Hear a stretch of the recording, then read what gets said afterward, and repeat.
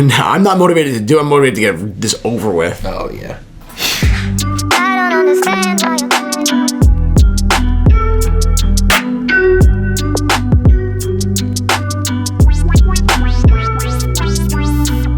What is up, Watch Fam? I am Christian, the curator of the Theo and Harris Watch Shop. My name is Michael. I'm hoping this Nasonex kicks in before someone comments that I'm stuffy. But this video is sponsored by Squarespace.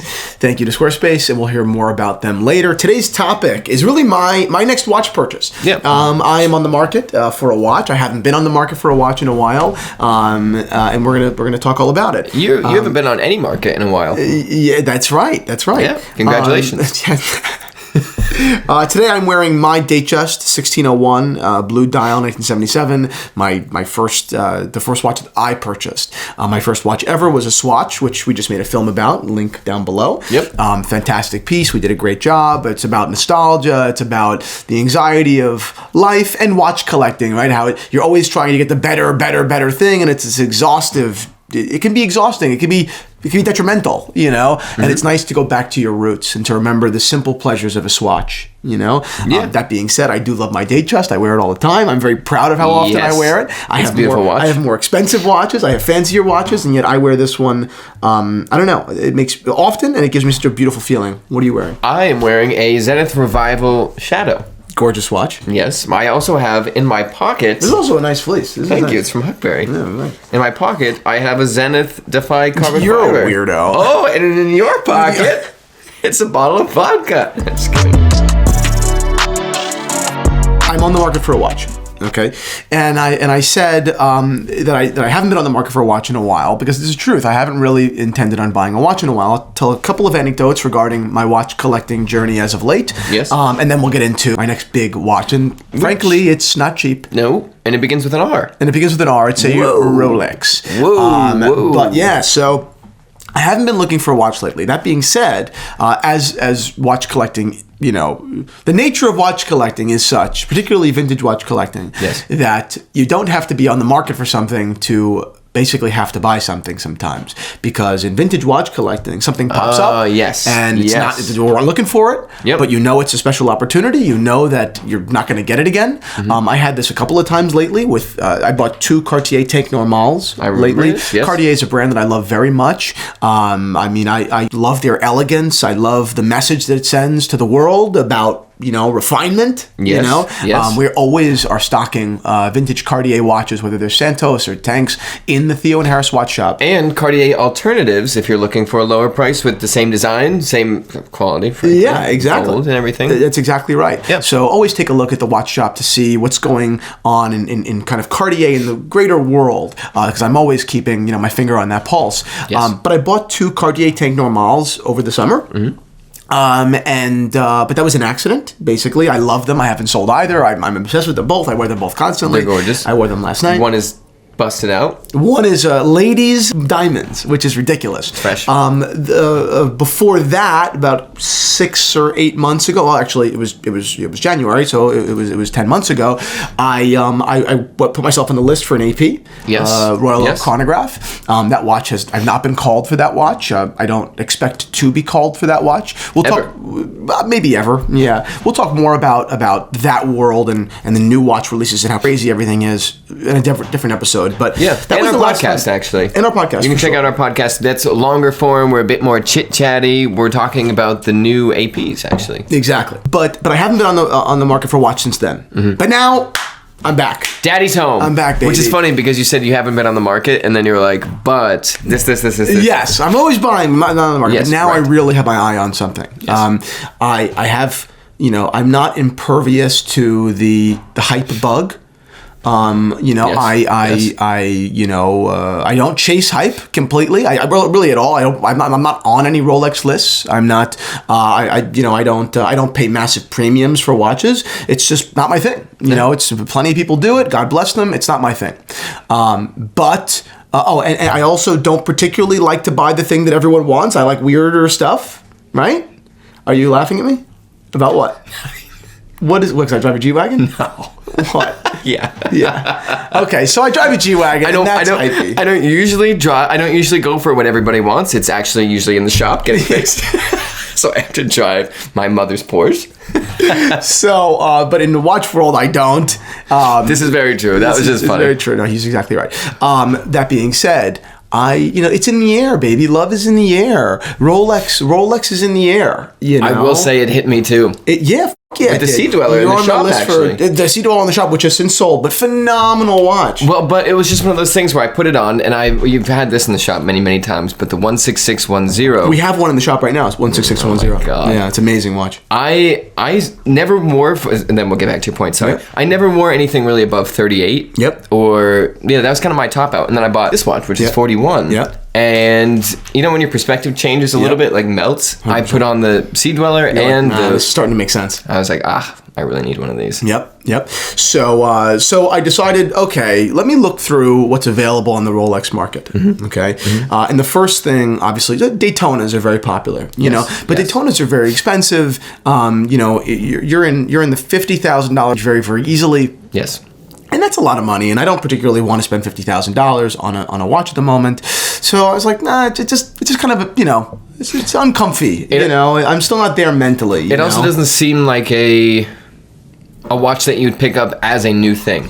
I got a good deal on a Daytona, I'll snag one. Not like I'm looking for a good deal on this. Right, and I've owned Daytonas before when they were less expensive, gold Daytonas, and I didn't like them when I owned them at 19. So why do I think that I would like them at 38, or 45 or 50, Yeah. So that was kind of the reason why I shied away from the Daytona. So then I started looking at the Submariner. Right? Yes. I love the Super Case. I love the ceramic Submariners, and many of you guys know I'm a precious metal guy. I almost exclusively wear precious metal watches. Yes. I love white gold. I love small yellow gold watches. Yes. But when it comes to larger watches, I like white gold. Less obnoxious. Yeah. On a small watch, I can go yellow because it's a little flare. Smaller, right. But on a bigger watch, I'm white. Especially with a bracelet. Especially with a bracelet. It's like, wow. I want to go with white gold. Yes. So I was looking at the Smurf because I actually love the original Smurf, the blue on blue. The next generation is cool too, but I love the blue on blue.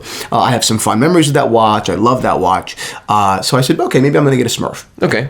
Now those watches are, around 40,000, 38,000, 40,000, but I felt like you're getting a lot of watch for that amount of money. You're getting a lot of gold. You're getting a lot of gold. They're big, yeah. And it's cool. It's stealth. But it's still the blue, meaning it's clear to those who know, yes. Yes. But then I started exploring. I remembered that Smurf isn't the only white gold white gold essentially Submariner case. Right. Rolex Oyster 40mm Super Case. There is another one, and there's a Rolex GMT Master in white gold that I think is remarkable. So, in order for me to tell you why I think it's remarkable, I think it's important that we go back into history. But before we do. This video is sponsored by Squarespace. Are you looking for a website or domain? Because if you're not, you should be, unless you already have one from Squarespace. I am a perfect, case study, testimonial for Squarespace. Yeah. I am a quintessential small business owner that was smart enough to do plenty of things right, but had no idea how to do technology, right? It's a blind spot. It's a huge blind spot. I understood vintage watches, but I didn't understand technology. I don't know how to build a website. I also didn't have a tremendous budget to pay a web developer. Exactly. So I had to find an alternative, and I found Squarespace, right? Yep. An incredible platform. Go on, register your domain, pick from a template, and they're both beautiful and functional. They look super expensive and customizable, yes. and build out my website. I couldn't be more grateful that Squarespace existed. I couldn't be more grateful to have built my business in an era in which Squarespace exists, because I started my business with no money. So it was Squarespace's affordable, pricing structure that gave me the opportunity to build a company. So I highly recommend you go over to Squarespace, secure your domain, build your website. I couldn't recommend them enough. So if you are interested in doing any of that, head on over to squarespace.com/Theo Harris to save 10% off your first order of a website or domain. Go ahead. Thank you, Squarespace. So let's Rolex GMT history. Yes. Right? Mm-hmm. I've got obviously Rolex GMT love because of my dad. It's in the family. But let's rewind all the way back to 1954 when the GMT was introduced. Rolex introduced the GMT in collaboration with Pan American Airlines. Yes. To become this pilot's watch. Yes. Originally, the bezels weren't aluminum as they were in the 90s and early 2000s. They were Bakelite, which was plastic. Yeah. And it was beautiful, right? Stunning. Not too good with the sun. Not too good with the sun, Yes. and they cracked all the time, right? You Yes. hit them in a door jam, it cracked. So a lot of those early GMT Masters would break. They'd be sent back into Rolex, and they would be replaced either with a new Bakelite or with aluminum a little bit later on. But it didn't take Rolex too long to figure out, okay, this model, it's a great watch, it's selling, it's great, Yep. but we need to make a technical improvement on it. So they introduced the reference 1675, the next generation, aluminum bezel, matte dial, these gorgeous tritium lume plots, fantastic watch. They just took a classic, increased it in size a little bit, up to 40 millimeters, Yep. and just made it more durable. Which is what they always do. Their first model usually has something wrong, like the Explorer 2 was yellowing or something like Right. that. Then they're like, okay, this is a success. This is how we fix it. Boom. Exactly. Well, the GMT at this point was legendary. It was a sports watch like the Submariner, very similar in many of its fundamental points, like the oyster case, the date. So many things about it were similar. Yep. Actually, at the time, the Submariner didn't have date, but it's neither here nor there. So many things were similar, right? Yes. But the big differentiating, factor here, of course, is the GMT function. But really, to the public, to the untrained eye, it's that bezel, right? Yes. It was that blue and Yes. red bezel, that Pepsi bezel that the world just loved, and it Yeah. became a staple culturally, globally. Like that Pepsi bezel is a fucking icon. The opportunity to play with colors on a bezel besides just a Submariner black for a reason. Exactly. It's not superfluous. Exactly. So my dad grew up admiring these watches. My dad grew up very, very poor. So it wasn't until his 40th birthday when he wouldn't even buy it for him, but my mom bought him a GMT for himself for him to celebrate. I remember him, like tearing up when he saw this Rolex. We take it for granted that people get Rolexes when they're young because we're in the watch community and that's what people do. But I was watching a video yesterday where I was watching a review actually of the Smurf. And the guy was just talking. He's like, well, I've had quite a few Rolexes. I've had quite a few Submariners. And I was like, wow, that's like, so have I. Yeah, but right. it's just like, It's bizarre. There's that shame of being in the community where you don't have that feeling anymore. Yep. Like, I've had like 6. Yeah, you don't remember that there are people out there like my dad that never owned a Rolex until they were 40, and that watch is a treasure to them. It's not a material They item. kept it. Yes. That's the big thing. Yes, it's a big deal. It's Oh a big my deal. So God. it's an inspiring tale, but it can also be a cautionary tale. Be careful. Keep your watches. Yes. They should mean something. Watches should mean something. So that was 2005, and my dad got it, and this blue and red bezel. The blue and red bezel, I fucking loved it. Aluminum Aluminum. Yes. It meant the world Yes. to me. My dad traveled everywhere with it, put it on his bedside, slept with it every night. The red of the bezel faded to pink to almost white. It's beautiful. It's a fantastic watch. The GMT is my dad's watch. Yes. And by extension, it's one of the first watches I ever loved. I ever felt lucky to be in the same world as, right? Yes. In 2007, they discontinued the Pepsi. They went all ceramic, and they did it in black. Your thoughts on ceramic versus aluminum? Well, I love the ceramic. I love the new case. I love all of that. It's fantastic. But it was awfully odd that Rolex wasn't manufacturing a Pepsi. There was no Pepsi ceramic. It was just a black, and they made a gold version as well, and a two-tone. But there was no Pepsi. Weird. And Rolex went without the Pepsi for years. And the Rolex world began to heat up 2013, whatever. People were really in it, 2011, things were happening. Pepsi. Yes, People are starting to freak out. exactly right. Yeah. And then in 2014, I believe, Rolex, maybe 2013, 2014, Rolex reintroduced the Pepsi, right? But they did it in white gold, not in steel. And it wasn't until 2018, I believe, that Rolex reintroduced the Pepsi on steel. So you never really saw Pepsis in the wild for a long time. Yeah. Because although they were technically in production, people weren't really buying them. Maybe I saw one once on the subway, and I actually, I remember that really, really well. You actually now. cried? Holy shit. I saw a woman with a Milgauss once. And it was like clearly not sized. Yep. To the point where I was like, did your husband die and Yeah, you're wearing right. this? Because they're stylish, It's where it down like the- hangs a little bit, yeah. but it was like here. Yeah. I was like, are you like that? I can understand, but wow, that is not sized at all. So they introduced the Pepsi on Jubilee, then they introduced it on Oyster, they introduced the GMT in rose gold, in two-tone with Ever Rose, all these different variations. In 2019, they introduced it in white gold with Meteorite. But these watches, because they look so much like the steel, these white gold Pepsis, they they're not really purchased. People don't particularly care. Why? The Smurf is blue. You know the Smurf is white gold. Yes. But with the Pepsi, you don't know. There's no way you could tell. Of course, side by side, the coloration of the metal is slightly different. Of course, the weight is different. Yes. But really, these watches are very similar. Yeah. You know? Yeah. So the watch is an unsung hero. That being said, I love it. I don't think there's a great future in the value of these watches. I think that they'll always kind of be, around where they are. They're in the mid 30s, so it's a little bit cheaper than the Smurf. Okay. But I think it's awesome. It's super stealth. It's a fucking heavy white gold super case, ceramic, Pepsi 40 millimeters, just a badass watch. And I'm not buying it as an investment. I don't think that it is a great investment. I think it's fine. I think it's a fine, neutral thing to buy. Yes. But I love it. Now, there is something to be said about owning a Pepsi when the Pepsi is my dad's watch. Of course. Because it's a bonding thing. On a level, I feel like I shouldn't get it because I shouldn't have a better Pepsi than my dad. That feels weird to me. To me, that's a matter of perspective or a definition of better. Significantly more expensive. Okay. So that makes it feel like, that's gold. Obnoxious. Gold. My dad, I never want to have a better watch on than my dad. Right. I never want to upstage my dad.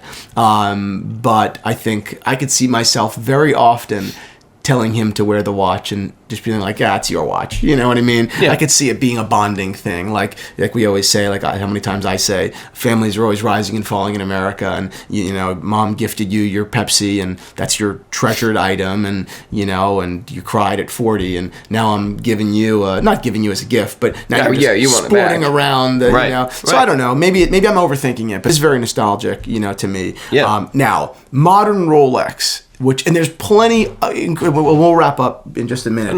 There's plenty incredible stuff about modern Rolex. I love the size. I love the shine. I love obviously the weight of the precious metal, which is not the same thing in vintage Rolex. Of course. But obviously, if you look at my collection, there's no modern Rolex, right? There's none. Yeah, I have right, none right. because at scale, it is not what I'm interested in. Right. I'd like to have a taste of it. I'd like a piece. Yes. I'd like a one modern oyster.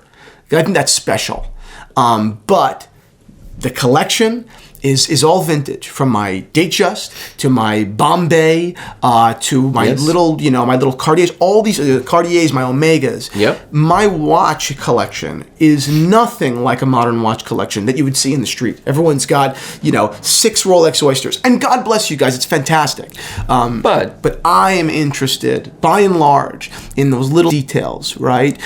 In the Dauphine hands, in the tritium, in the custard, in patina. In patina, and not saying the case, but the actual dial is absolutely burnt from the sun or the loom. The styles that Rolex and Omega used to produce, the linen dials, the honeycomb dials, the rose more gold, daring nature, more daring nature, the independent spirit of these brands in the 20th century. That's where my heart is. Okay, that's who I am, right? That's what the Theo and Harris watch shop is. That's what it's always been, right? It's an extension of my interest, right? The Theo and Harris watch shop is basically if you said to me, you could have a watch collection of 300 watches. Like, okay, great.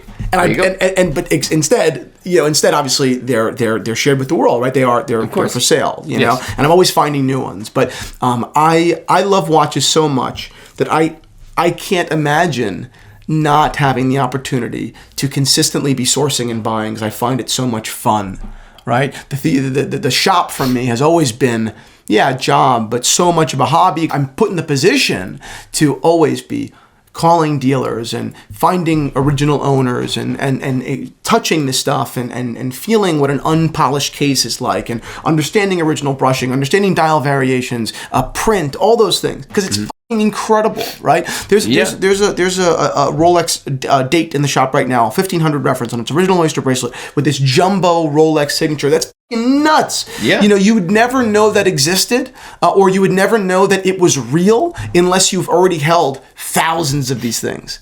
That's a real watch collector's watch, and that's why I feel so lucky to have been, and I say curator of the theater, I feel like I've been so lucky to be the custodian of so many of these great watches, even if for a brief time. So yes, I'm buying a modern Rolex. Yes, I'm not going to an AD, and I'll probably have it in the next, I'd say, month or two. I'm waiting to see what the market is doing on the modern front, which is, in my opinion, far more dicey than the vintage front, or the vintage affordable front. Vintage under $10,000, under $15,000, very, very solid.